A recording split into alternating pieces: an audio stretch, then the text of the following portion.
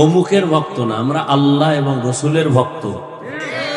এটা যদি দাবি করতে পারেন অনেক দাম বাড়বে। অমুক বক্তার ভক্ত, অমুকের আমরা আশেক, এ দিয়ে নাজাত পাওয়ার রাস্তা নেই। আল্লাহর আশেক হন, রসুলের আশেক হন, দ্বীন ও ইসলামের আশেক হন। আওয়ামী লীগের আশেক, বিএনপির আশেক, এই দলের আশেক, ব্যক্তির আশেক দিয়া দুনিয়াও বরবাদ, আখেরাতও বরবাদ। কার আশেক হইবেন? আল্লাহর আশেক। যারা আল্লাহর আশেক, এগো কে ক্ষমতায় বইল আর গেল, টেনশন নেই। যারা আল্লাহর আশেক, রসুলের তরিকার আশেক, এরা আগেও যেমন এখনো তেমন, ভবিষ্যতেও। চেয়ারম্যানের চেয়ারের মেয়াদ নাই, আর আমগো হুজুরগো চেয়ারের কোনো মেয়াদই নেই, শেষ হবে কি? আমার কোনো টেনশন আছে? কেউ টেনশন সব হারাইছি, আর কেউ টেনশন করে পাইয়াও পাইতেছি না। আমগো হুজুরগো কোনো কিছু টেনশন আছে? আগেও যেমন এখনো তেমন, সামনেও তেমন। কারণ এই সম্মান আল্লাহ দিছেন। কে দিছেন? টাকা দিয়া সম্মান কিনলে ফুলের মালা, পরে জুতার মালা। আল্লাহর দেওয়া সম্মানে দুনিয়ায় সম্মান, আখেরাতেও সম্মান। মহামারী করোনায় দেখাই গেছে না, স্কুল বন্ধ, কলেজ বন্ধ, চাকরি বন্ধ, ব্যবসা বন্ধ, ট্রেন বন্ধ, ফ্যাক্টরি বন্ধ, একটা কোরআনের মাদ্রাসাও বন্ধ হয়নি। আল্লাহ তো দেখাইতেছেন চোখের সামনে। এরপরে বিপদ বিপদ বিপদ। ওলামায়ে কেরামের বাহ্যিক দৃষ্টিতে সামান্য বিপদ দেখলো, ওটা বিপদ না, এটা ইমানের পরীক্ষা। ইমানের পরীক্ষা, এটা কোনো বিপদ না। শুধু তাই না, ওলামায়ে কেরাম যে শান্তিতে আছেন, সম্মানে আছেন, তাদের সাথে যারা বন্ধুত্ব রাখছে তারাও শান্তিতে আছে। আলেমের সাথে যার সম্পর্ক, আওয়ামী লীগ করলেও শান্তিতে আছে, খবর নেন। বিএনপি করলেও শান্তিতে আছে। কেন?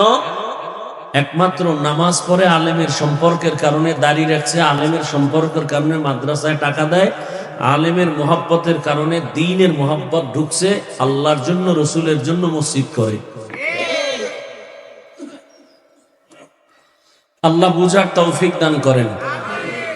সংক্ষেপ দু চারটা কথা বলার নিয়তে কোরআনে হাকিমের শেষের দিকে সূরাতুল আসর তেলাওয়াত করেছি। নবীজির হাদিস থেকে একটা হাদিস পড়েছি। ইখলাসুর রুহানিয়াতের সমন্বয় কিছু কথা, সহি তরিকায়, সহি নিয়তে, সহি কিছু কথা আমাকে আপনাদের সকলকে বলার, শুনবার তৌফিক দান করেন। ওয়াল আসর, আসরের শপথ। ইন্নাল ইনসানা লাফি খুসর, নিশ্চিত পৃথিবীর সমস্ত মানুষগুলো জাহান্নামী। ইল্লাল্লাযীনা আমানু, কিন্তু তারা না। কারা? যারা ঈমানওয়ালা। ওয়া আমিলুস সালিহাত, আমলওয়ালা। ওয়া তাওয়াসাউ বিল হক ওয়া তাওয়াসাউ বিস সবর। ঈমান আর আমলওয়ালা নিজেই না, অন্যকেও ঈমান আমলের পথে দাওয়াত দেয়। আবার ঈমান আমলের পথে বাধা প্রদানকারী যারা ঈমান আমলের পথে নাই, এদেরকে বাধা দিতে গিয়া বিপদে সবর ইখতিয়ার করে। অন্যায় কাজে বাধা দিলে, বিপদ আসার ক্ষেত্রেও সে সবর ইখতিয়ার করে, ধৈর্য ধারণ করে। এরা জাহান্নামী না। নবীজি বলেন, কুল্লু উম্মতি ইয়াদখুলুনাল জান্নাতা ইল্লা মান আবা, সমস্ত উম্মত জান্নাতে যাবে, যারা নবী মানে না তারা যাবে না। খুব খেয়াল করেন। সাহাবায়ে কেরাম প্রশ্ন করলেন, ইয়া রাসূলুল্লাহ, আপনাকে মানে না, অস্বীকার করে, তারা কারা? নবীজি বললেন, মান আতাআনি দাখালাল জান্নাহ ওয়া মান আসানি ফাকাদ আবা। যে আমার অনুসরণ করে সে জান্নাতে যাবে, যে আমার অনুসরণ করে না সে আমাকে অস্বীকার করে। তো যে নবীকে অস্বীকার করে সে কোথায় যাবে? জাহান্নাম। খুব খেয়াল করেন। আমরা এখানে যারা আছি সবাই নবী মানি। যে মদ খায় সেও কয় আমি নবীর আশেক। গাঞ্জা খায়, পর্দা করে না, নামাজ পড়ে না, সেও বলে আমি নবী মানি, ইসলাম মানি, মুসলমান, আমি আশেক। আর আমরা যারা টুপিওয়ালা, দাড়িওয়ালা, নামাজ পড়ি, পর্দা করি, হালাল খাই, আমরাও বলি নবী মানি। আমি যদি আপনাকে আঙ্গুল দিয়ে বলি আসলে আপনি মিথ্যা কথা বলতেছেন, আসলে আপনি নবী মানেন না, তখন আপনি রাগ করবেন, তর্ক করবেন, ঝগড়া শুরু হবে। নবীজি ঝগড়া চান না, ইসলামও ঝগড়া পছন্দ করে না। সমাধান দিয়ে গেছেন ১৫০০ বছর আগে নবীজি নিজেই। কে নবী মানে কে নবী মানে না তা আসল সমাধান। কোন ঝামেলা নিজেদের মধ্যে দরকার নাই, নবী স্কেল দিয়ে দিছেন। নবীজি বললেন সব উম্মত জান্নাতে যাবে, যারা আমাকে মানে না তারা জান্নাতে যাবে না। সাহাবায়ে কেরাম প্রশ্ন কি করলেন, ইয়া রাসূলুল্লাহ আপনাকে মানে না, অস্বীকার করে, তারা কারা? খুব খেয়াল করেন, নবী আপনাকে অস্বীকার করে, মানে না, তারা কারা? নবী এই কথাটার জবাবটা দ্রুত না দিয়া মাঝখানে একটা বয়ান, সুন্দর মোহব্বতের আওয়াজ দিয়ে দিলেন। কি? আমাকে মানে না যারা, তারা কারা বলার আগে বললেন যে আমাকে মানে সে জান্নাতি।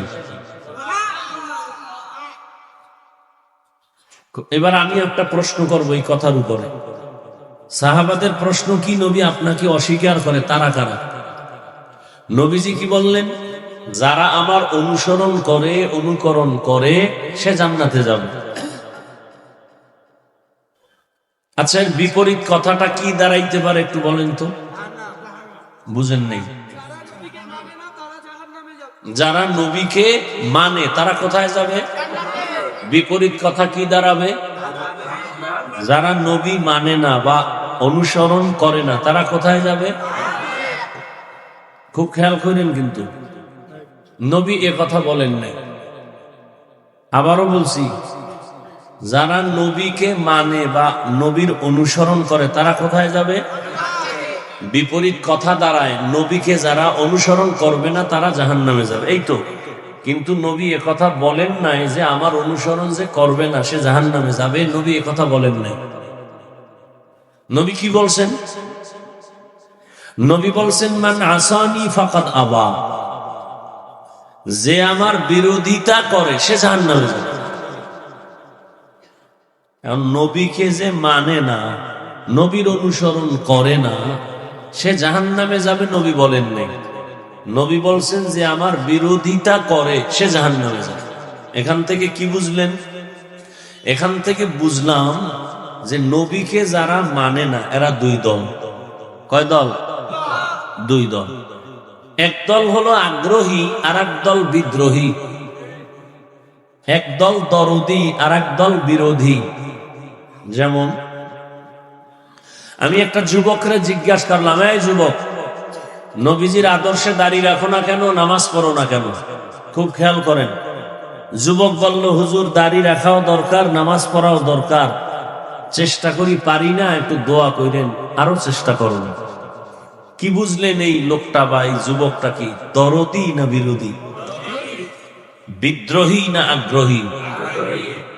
আচ্ছা, আর একটা যুবককে জিজ্ঞাসা করলাম, এই বাবা, তুমি নবীর আদর্শে দাঁড়িয়ে রাখো না কেন, নামাজ পড়ো না কেন? আমার কথাটা শেষ না হতেই বিদ্যুতের গতিতে জবাব দিল, দাঁড়িয়ে না রাখলে অসুবিধা কি? নামাজ না পড়লে অসুবিধা কি? এগুলো চালাক। আর একটা আছে অতি চালাক। অতি চালাকের আর এক নাম বেয়াদব। অতি চালাকের আর এক নাম চালাক। কি কইছে? দাঁড়িয়ে না রাখলে অসুবিধা কি? নামাজ না পড়লে অসুবিধা কি? আর অতি চালাক কি কয়, একটু বাড়ায় কয়, কি দাড়ির মধ্যেই কি ইসলাম? টুপির মধ্যেই কি ইসলাম?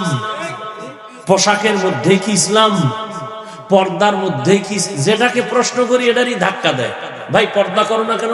পর্দার মধ্যেই কি ইসলাম? টুপি পরো না কেন? টুপির মধ্যেই কি ইসলাম? পাগড়ি পরো না কেন? পাগড়ির মধ্যে কি ইসলাম? হালাল খাও না কেন? হালালের মধ্যেই কি ইসলাম? যেটারে বলি এটারই কয় ইসলাম। প্রশ্নবোধক আওয়াজ দেয়। তাহলে ইসলাম কই? টুপিতে নাই, দাড়িতে নাই, নামাজে নাই, পর্দায় নাই, হালালে নাই। ইসলাম তোর বাবায় কোন সিন্ধুকে আটকায় রাখছে? বের কর। তাহলে নবীকে যারা মানে না এরা কয় দল? যেই যুবক বলল, হুজুর দাড়ি রাখতে পারি নাই, ঠিক রাখা দরকার, দোয়া কইলেন, বিদ্রোহী না আগ্রহী? আর যে বলল দাড়ি না রাখলে অসুবিধা কি? কি? রসুলের আদর্শ মানার ক্ষেত্রে বিদ্রোহী স্পষ্ট নাম বেঈমান। বিদ্রোহীর নাম কি? যারা বলে দাড়ি না রাখলে অসুবিধা কি, মুমিন না বেঈমান? হ্যাঁ, খুব খেয়াল করেন। তাহলে যে দাড়ি রাখে না, খুব খেয়াল করেন তো, যে দাড়ি রাখে না তাকে গালি দেওয়া যাবে না। আগে বুঝতে হবে সে কি বিদ্রোহী না আগ্রহী। আগ্রহী হইলে তাকে গালি দেওয়া যাবে না, আর বিদ্রোহী যদি হয় তাকে ছাড় দেওয়া যাবে না। ব্যবধান আছে না নাই? একজনে দাড়ি রাখে না তাকে গালি দেওয়া, আর একজনের দাড়ি পছন্দ করে না তাকে ছাড় দেওয়া। একজনে নামাজ পড়ে না কিন্তু আগ্রহ আছে, গালি দেওয়া। আর একজনে নামাজ পছন্দ করে না তাকে ছাড় দেওয়া। দুইজন কি সমান? একজন আগ্রহী আর একজন বিদ্রোহীর আর এক নাম বেঈমান। বিদ্রোহীর আর এক নাম। একজনে ইসলাম আর কোরআনের রাজনীতি করে না কিন্তু আগ্রহ আছে, গালি দেওয়া। আর একজনে ইসলামের রাজনীতি পছন্দ করে না, ছাড় দেওয়া যাবে না। সুযোগ পেলেই জুতার বাড়ি। এখন আপনারা অনেকে চালাক, বলতেছেন ইসলাম আর কোরআনে রাজনীতি নাই। বলে না? বলে না? তাদের কথায় কি বুঝাইলো? যে ইসলাম আর কোরআন সব দিক থেকে কমপ্লিট, রাষ্ট্রের ব্যাপারে কোরআন শরীফ দুর্বল। কি আসলে কি কোরআন শরীফ দুর্বল? রসুল কি রাষ্ট্র চালাইছেন? আবু বকর সিদ্দিক রাষ্ট্র চালাইছেন? ওমরে ফারুক রাষ্ট্র পরিচালনা করেছেন? ওসমান রাদিয়াল্লাহু আনহু রাষ্ট্র পরিচালনা করেছেন? হযরত আলীর ছেলে হাসান করেছেন? তাহলে রাষ্ট্র পরিচালনার নামই তো রাজনীতি। হ্যাঁ, আপনার মতো ধান্দাবাজি আর চান্দাবাজি এটা ইসলামে নাই। ইসলামে কি আছে?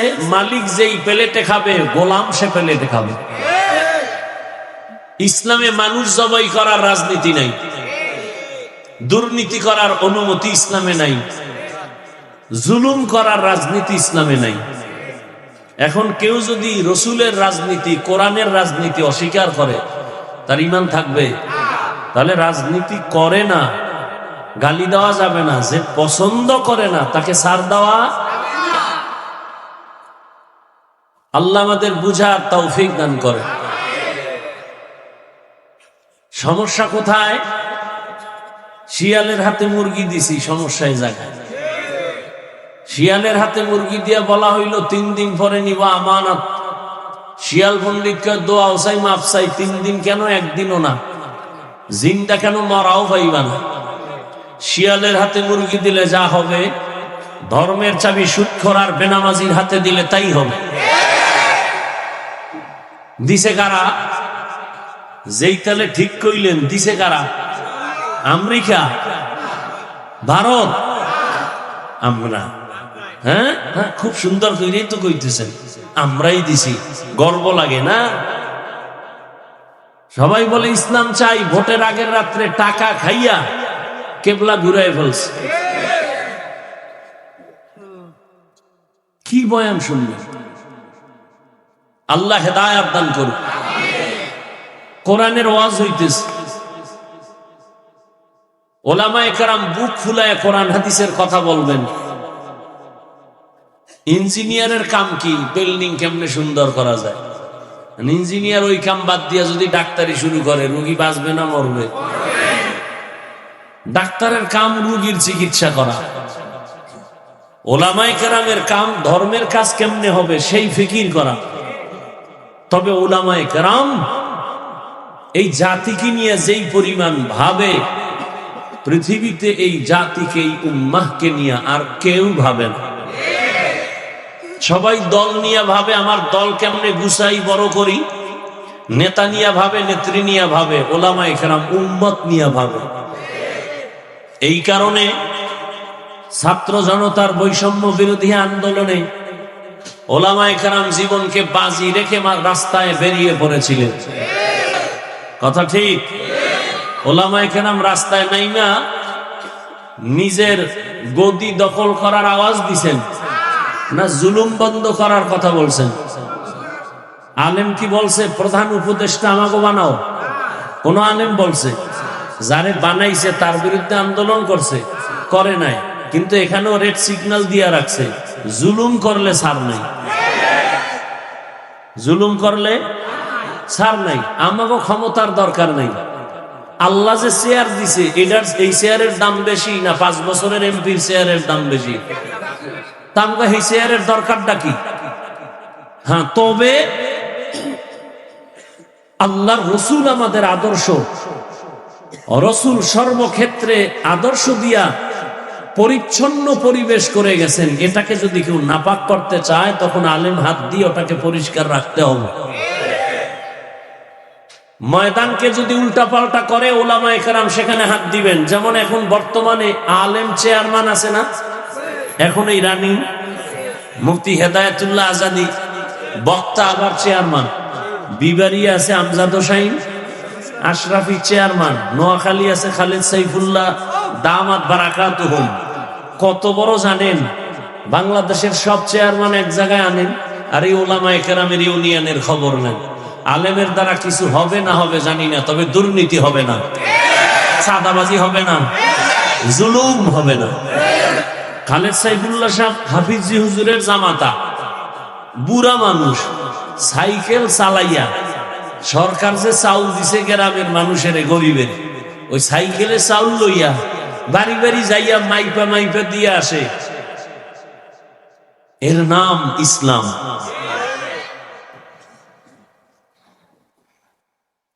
এখন এটা দুনিয়ার বাংলাদেশের সবাই জানে।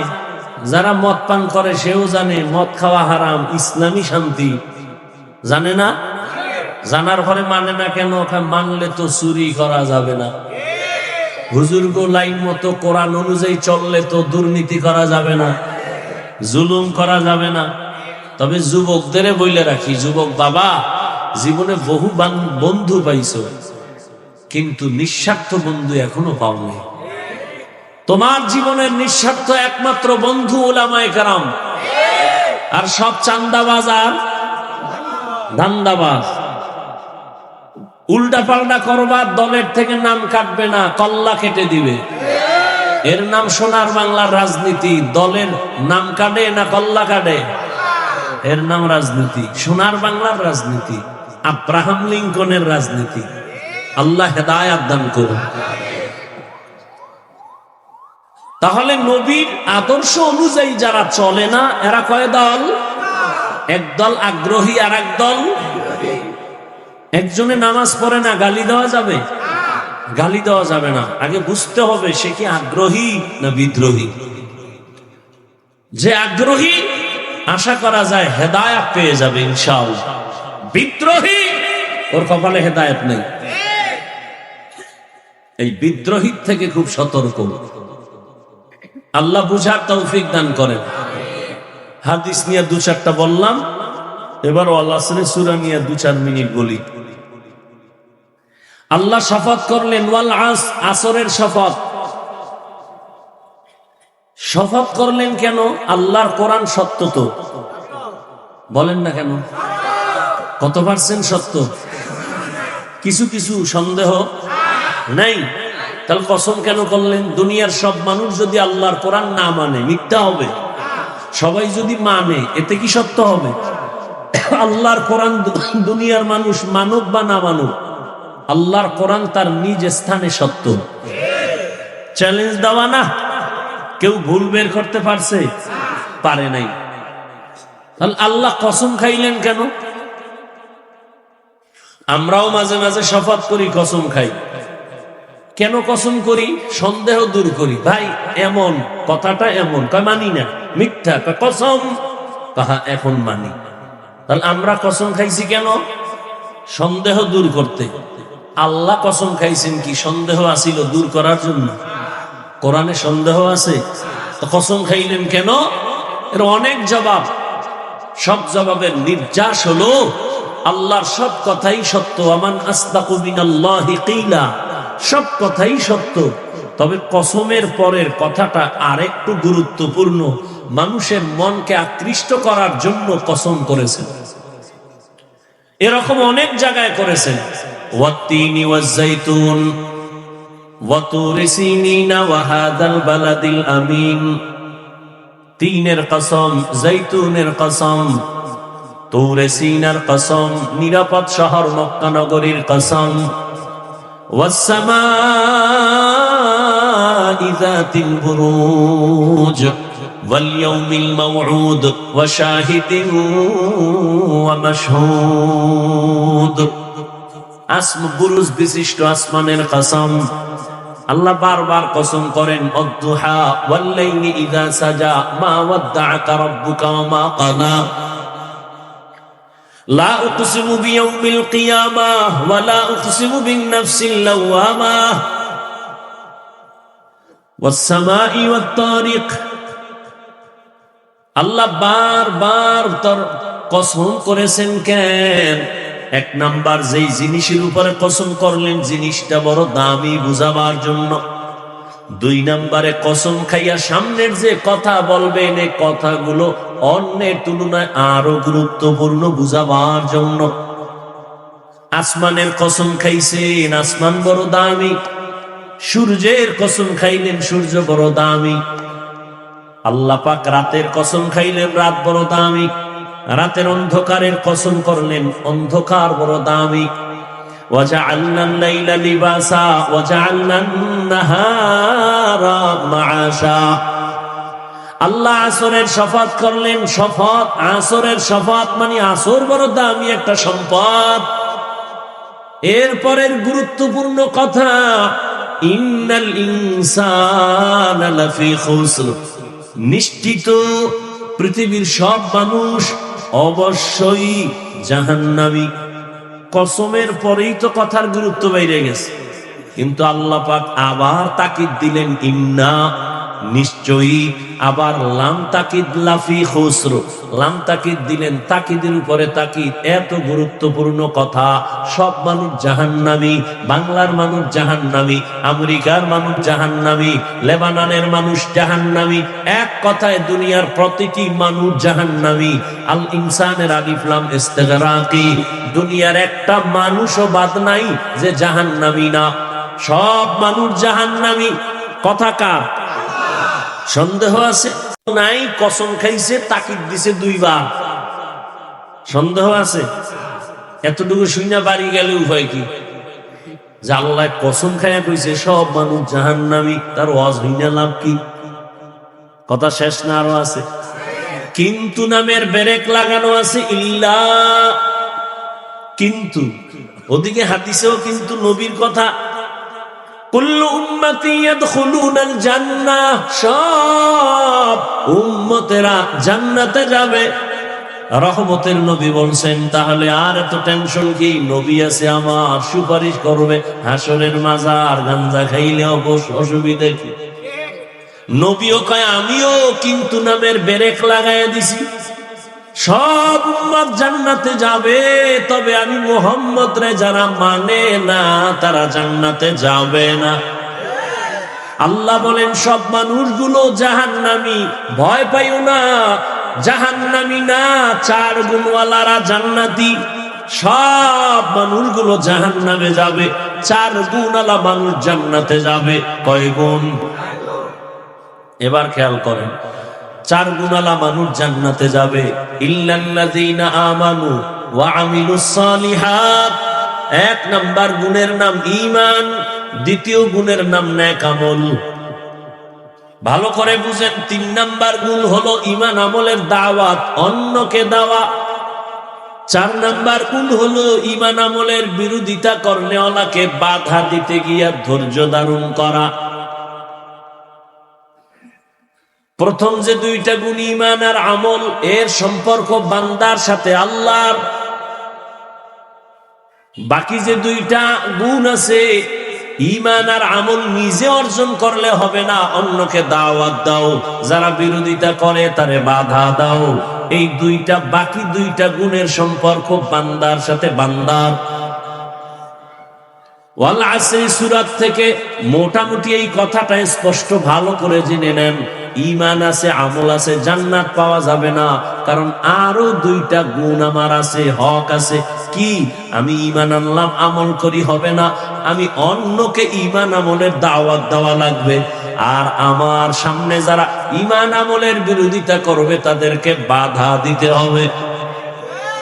তা'মুরুনা বিল মা'রুফ ওয়া তানহাউনা আনিল মুনকার ওয়া তু'মিনুনা বিল্লাহ। রাসূলের উম্মত শ্রেষ্ঠ বলে তাদের গুণ কি? কয় দুইটা, মানুষকে দাওয়াত দিবে ঈমান আনো আমল করো, যারা আনে না অন্যায় ভাবে চলে তাদেরকে বাধা প্রদান করবে, আর বাধা দিলে বিপদ আসবে, বিরোধিতা প্রতিবাদ আসবে। আল্লাহ কয় ধৈর্য ধারণ করো, তুমি পিছনে পালায়া যেও না। তাহলে এখানে যারা ঈমান আনছেন আমলও করেন, জান্নাত এখনো কিন্তু রেডি না। কারণ আপনার দায়িত্ব আরো দুইটা, ঈমান আমলের দাওয়াত অন্যকে দাও। দ্বিতীয়, ঈমান আমলের লাইনে যারা বাধা তাদেরকে ফিরাও। এখন কথা হলো অন্যকে দাওয়াত দিব, অন্য কারা? অন্য কারা বলে এক নাম্বার তোমার আহাল। ইয়া আইয়ুহাল্লাযীনা আমানু কু আনফুসাকুম ওয়া আহলীকুম নারা وقودها الناس والحجارة عليها ملائكة غلاظ شداد لا يعصون الله ما أمرهم ويفعلون ما يؤمرون।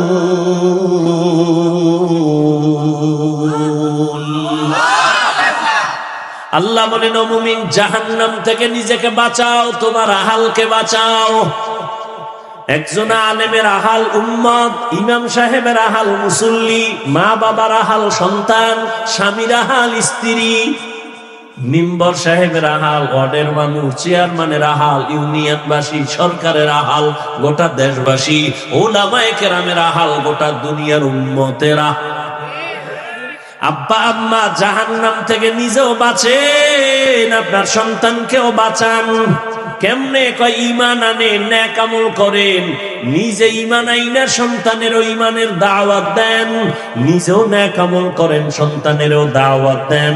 যেই সন্তান মানে না, বিরোধিতা করে, উল্টা পাল্টা করে, বাধা প্রদান করেন, গান শুনিস না, বেপরদায় চলিস না, উল্টা পাল্টা করলে ধৈর্য ধারণ করেন। অতএব যারা শুধু ঈমান আনছি, নেক আমল করি, এখনো সন্তানের দাওয়াত দিতে পারি নাই, স্বামী হইয়া স্ত্রীকে দাওয়াত দিতে পারি নাই, আমি একজন শিক্ষক হইয়া নামাজ পড়ি, পর্দা করি, আমার আহাল ছাত্রদের এখনো লাইনে আনতে পারি নাই, আমার ঈমানের ও আমার নাজাত পাওয়ার অর্ধেক এখন আছে, বাকি অর্ধেক এখনো বাকি। আল্লাহর হক, ঈমান আর আমল এটা আল্লাহর হক, অন্যকে দাওয়াত দেওয়া বান্দার হক। আল্লাহর হকে ত্রুটি হলে আল্লাহ ক্ষমা দিবেন, বান্দার হক ত্রুটি হলে ক্ষমা নাই। কিয়ামতের ময়দানে ওই আহাল মা বাবার বিরুদ্ধে মামলা দায়ের করবে। আল্লাহ বলবে, এই সন্তান নামাজ পড়ছো, পড়ি নাই, রোজা রাখছো, রাখি নাই, কেন? রব্বানা ইন্না আতা'না সাদাতানা ওয়া কুবারানা ফাআদাল্লুনাস সাবিলা। আল্লাহ, আমার কোনো দোষ নাই, আমার আব্বা আম্মা কোনোদিন আমারে দাওয়াত দেয় নাই। সূরা আহজাবের ৬৭ নম্বর আয়াত। সন্তান বলবেন, হে মালিক, আমারে আমার মা বাবা কোনদিন নামাজের দাওয়াত দেয় নাই। রমজান মাস দুজনে সাহারি খেয়েছে, আমারে ডাকে নাই। মাঝে মাঝে আমার আম্মু ডাকতো, ওঠ বাবা সাহারি খায়, রোজা রাখ। আব্বু আমারে ধমক দিয়া বলছে, খবরদার রোজা রাখিস না, চেহারা নষ্ট হয়ে যাবে। ওই কুলাঙ্গার আব্বাজানের জিগাইতে মনে চায়, রে বাবা, তোমার ছেলে রোজা রাখলে চেহারা নষ্ট হবে, আর এখন সারা রাত দরওয়াজা জানালা বন্ধ করে মোবাইল চালায়া কবিরা গুনাহ, কবিরা গুনাহ, কবিরা গুনাহ করে চেহারা নষ্ট করছে। বলো, এই চেহারা তোমার কোন বাবায় ভালো করবে? जिंदगी में बंदगी तू कर नहीं, जिंदगी में बंदगी तू कर नहीं, जिंदगी बे बंदगी शर्मिंदा है, जिंदगी बे बंदगी शर्मिंदा है। हम सब मुसाफिर दिल ना लगा, अहले दिल की नजर से रूह करता जा। यहाँ हम सब मुसाफिर दिल ना लगा, अहले दिल की नजर से रूह करता जा। शाह दौलत सब फकीर घर नेक नेहे, शाह दौलत सब फकीर घर नेक नेहे। जिंदगी में बंदगी तू कर नहीं, जिंदगी में बंदगी तू कर नहीं, जिंदगी पे बंदगी शर्मिंदा है, जिंदगी पे बंदगी शर्मिंदा है। दुनिया में हो दुनिया का तलबगार ना हो, बाजार से गुजर हो खरीदार ना हो। ये दुनिया एक मिसल कागज फूल है, ये दुनिया एक मिसल कागज फूल है। जिंदगी में बंदगी तू कर नहीं,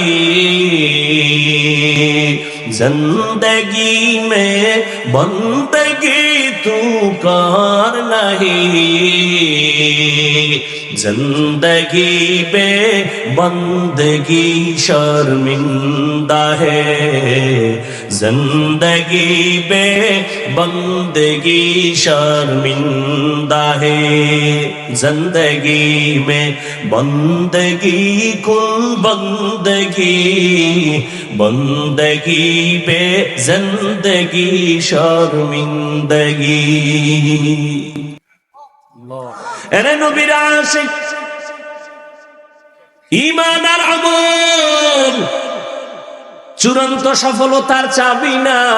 তোমার ঈমান আছে, আমল করেছো, মাত্র আল্লাহর হক আদায় করেছো। তোমার আমার উপরে বান্দার হক আছে না নাই?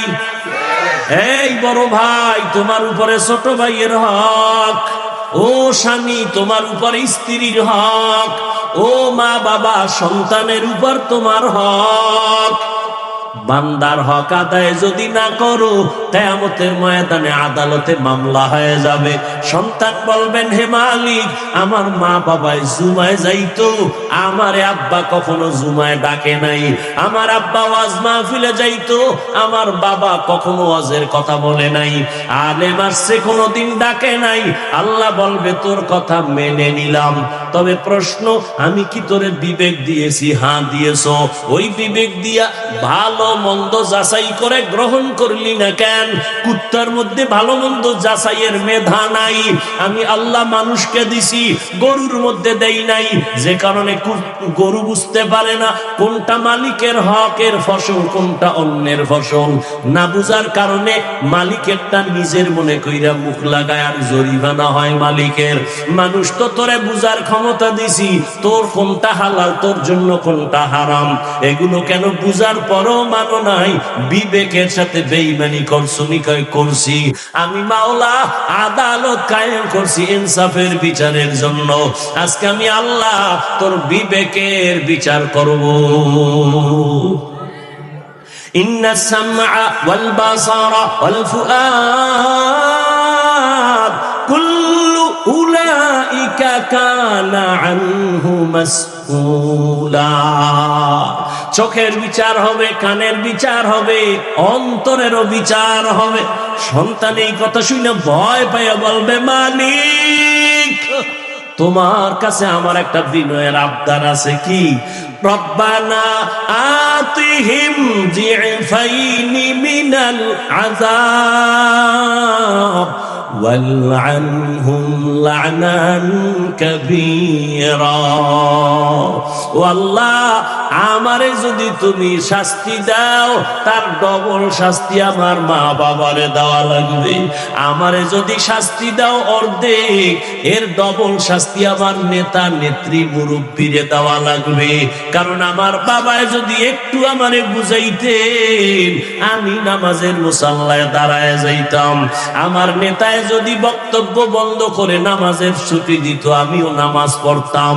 ও আল্লাহ, আমারে যদি ফিডা একটা দাও, আমার মুরব্বী যাদের কারণে আমি নামাজ চিনলাম না, তোমারে চিনলাম না, আমারে শাস্তি যা দিবা এর ডবল শাস্তি আমার মা বাবা মুরব্বীরে দিতে হবে।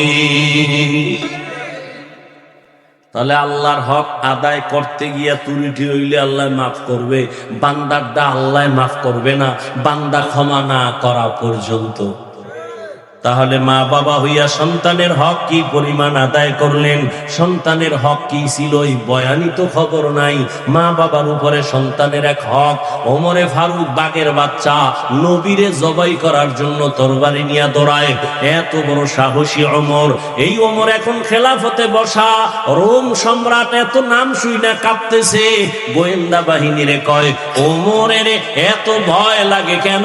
দেখ ওমরের ডানে বামে প্রহরী কত, গোয়েন্দা কত, বডিগার্ড কত। গোয়েন্দারা রিপোর্ট দেয়, অর্ধ জাহানের খলিফা যার নামে জমিনটা থরথর করে কাঁপে, শয়তান রাস্তায় চলতে ভয় পায়, ওই ওমর একা একা চলে, কোনো বডিগার্ড নাই। বডিগার্ড বাঁচাইতে পারে, কপাল ফুললে জুতা নেওয়ারও টাইম থাকে না। हकीकत से तू दुनिया बेखबर है, दुनिया की नुमाइश पर नजर। आওয়ামী লীগ গেছি গিয়া নাচো, শিক্ষা নাও, শিক্ষা নাও। আওয়ামী লীগ গেছে এই জন্য লাফাইও না, নিজেও শিক্ষা নিও। জুলুম করলে পরিণাম ফলটা তোমারও ভুগতে হবে। দুই গরুয়ে ধান খায়, কয় গরু? মালিকে বেতলই একটার পাশার উপরে বাড়ি আর একটা দৌড়, কয় তুই দৌড়াও কেন? কয় এর পরের সিলিয়াল আমার।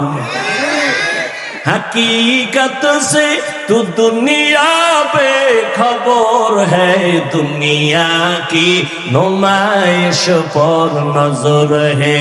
नमी गोयम के आज दुनिया जुदाबाश, बहर कारे के पाशिबा खुदाबाश।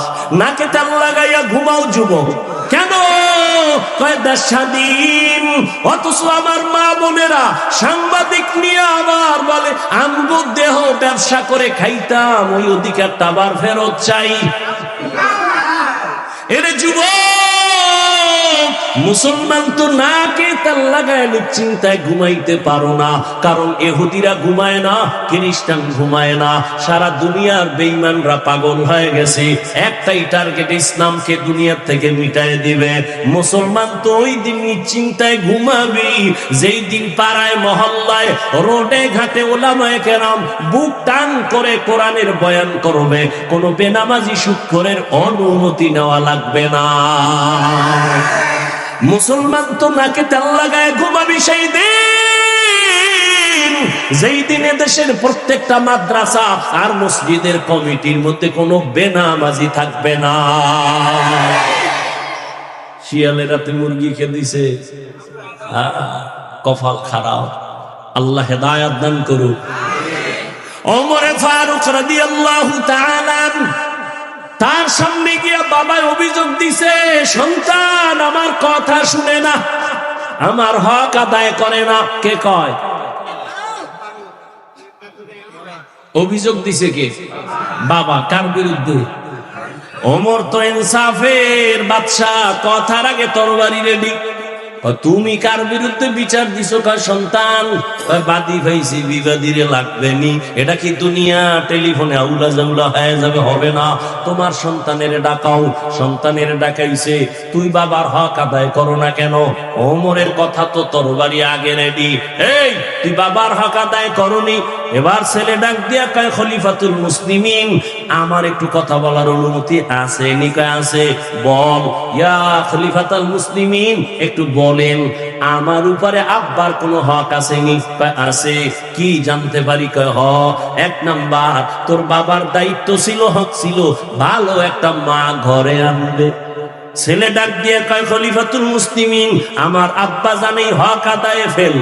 আমার আব্বা আছে ডানা কাটা হরি, ভালো মাইয়া আনে নাই, ডানা কাটা পরিমাণি। ঘরে আইয়া শ্বশুরের ডানা কাইটা কয়, এটারে ঘর থেকে নামা। শাশুড়ির ডানা কাইটা কয়, ঢাকা আলাদা ফেলাকল। ডানা কাটা ভরি, ডানা কাটবে, এরপর শেষে তোর কল্লা কাটবে। এরপরে ফেলাকলে বলবে তোর মাও খারাপ, বাপও খারাপ। কয়েকদিন পর তোরে খাইয়া জোগা বানাইয়া খালি ভিক্ষুকের থালা দিয়া কইব, তোর ডানাও কাইটা হিজরত করলাম, তুইও খারাপ। না হুজুর, আমার লাগে কসম খাইছি কোরআন লইয়া। তোর লাগে মাইয়া কসম খাইছে কোরআন লইয়া। মাইয়ার সিরিয়াল কত? এটা কেমনে কই? আমি কি তোর সিরিয়াল যত, মাইয়ারটাও তত। তোর কত? কয় হুজুর আমার 3, 2 মাইয়ার পরে এটা 3, তো মাইয়ারও 2 ফলার পরে তুই 3। আল খবিসা তুলি, খবিসের সাথে খবিস। এই বেটা, আল্লাহরে ফাঁকি দিতে পারবি? দরজা বন্ধ, জানালা বন্ধ, মোবাইলে আকাম করতেছ, কেউ দেখে না। কে দেখেন? আল্লাহ হেদায়েত দান করুন।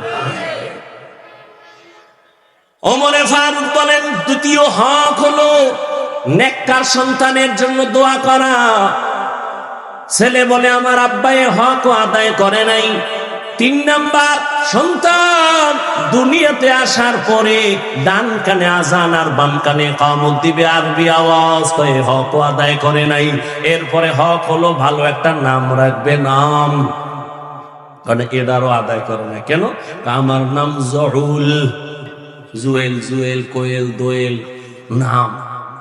সন্তানের নাম হৃদয়, সবুজ, গম্বুজ, দ্রাস, তুফান। সন্তানের নাম তুফান। নদী, সাগর আছে না?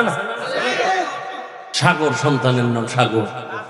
একজনের রাখছে বিপদ, ডাক দিছে বিপদ। হুই না, আর একজন ভাই আমার তো মহাবিপদ।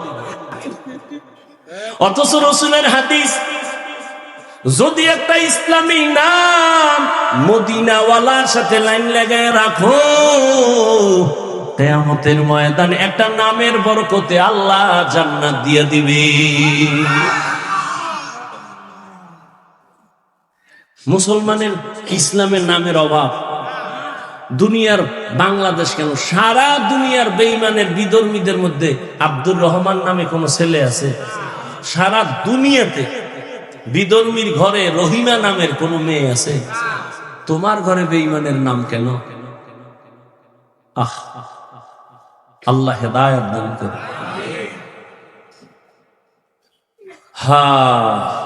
বাবা এ হক আদায় করে নাই। এরপরে বাবার হক, 7 বছর বয়স যখন হবে নামাজের মুসাল্লায় দাঁড় করায় দিবে মা বাবা। আমার আব্বা আম্মা এই হক আদায় করে নাই। যেই সন্তানের হক মা বাবা আদায় করবে না, ওই সন্তানও মা বাবার হক আদায় করবে কিনা বলা যায় না। আর হক আদায় না করে উল্টা যদি আবার মোবাইল দিয়ে দেয়, আর যদি হারাম টাকা দিয়া ভাত কাপড় খাওয়ায়, তাহলে ও মক্কায় যদি 50 বছরে ইতিকাফ করে, এরপর মা বাবার খেদমত করবে না। হারাম খাওয়ান না সন্তান কোনদিন মা বাবার সম্মান করবে না। আল্লাহ হেদায়েত দান করে। কথা বললে কি আর শেষ হবে? খোদায় জবান যতদিন খোলা রাখছে চলবে, বন্ধ হবে কথাও কি বন্ধ। অতএব আর না, এতটুকুই। মূল কথা কি বুঝলাম? অনেকে খুব বাহাদুরি করি, নামাজ পড়ি, রোজা রাখছি, ইমানও আছে, আমলও আছে, আমি জান্নাত। না, বহু দূর জান্নাত। মাত্র আল্লাহর হক আদায়ের রাস্তায় আছেন। বান্দার হক কতটুকু আদায় করছেন, স্বামী হইয়া স্ত্রীর হক কতটুকু আদায় করছেন? কয় হ্যাঁ, প্রথম হকটা আদায় করে লেছি। কয় কি? কয় বিয়ার সময় বিদেশের ভিসা লইয়া লেছি, যৌতুক নামের এই হকটা আদায় করছে। যারা যৌতুক খায়, দেয়, সহযোগিতা করে, সবাই জালেম, সবাই ডাকাত। জুলুমের বিচার মরার আগেই হবে। আল্লাহ হেদায়েতের দৌলত দান করেন। আল্লাহর হক, বান্দার হক রসুলের আদর্শ অনুযায়ী আদায় করে খাঁটি মুসলমান হইয়া দুনিয়া থেকে ঈমানের সাথে যাওয়ার তৌফিক দান করেন।